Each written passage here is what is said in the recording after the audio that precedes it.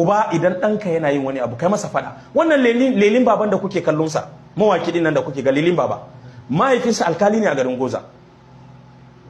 Lokacin da ya tafi Kano karatu ya je karatun abin da ba shi ba, da ya tashi zuwa gidan mahaifinsa ya zo da kuɗaɗe ya zo da kayayyaki. Mahaifinsa ya ce yaushe na kai azancin da tun na tashi tun Allah ya halice ni ban taba fadawa cikin cin dukiyan da bai kamata ba. Nayi alkali, nayi kaza, ban ci haramun ba, ban karbi dukiyan kowa ba. Yanzu nayi ritaya ina zaune lafiya lau, kai ka zo min da wannan dukiya lokaci ɗaya ban san ta ina ka samu ba. To da kai da dukiyanka da komai ka tashi ka bar min gida.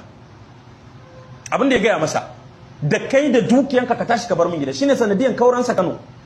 In ka gan shi ya zo gida ya zo gaida abokanin zamantakewa na yau da gobe, amma ubansa ya zo ya ce cewa ga alfahari yake da ubansa da kaza, babu ba shi bane. Wannan ne yasa da ya zo yayi kaset na wuf akan iyayensa ne ya kaset na wuf.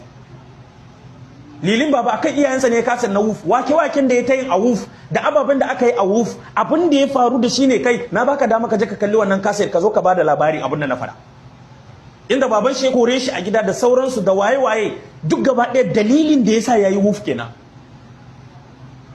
Wannan shine an kore shi a gida, an ci mutuncinsa duk da yana da kuɗi, duk da yana kaza, an fifita sauran kanninsa akai, ai shi ma abin da yake sana'a ne, haka yake nuna wa duniya, dan me za a ci mutuncinsa.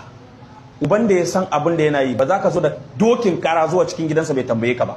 Dokin kara, barantani tayan moton taya. Dan in ya shigo sai ina ka samu tayan nan? Haka ake mana.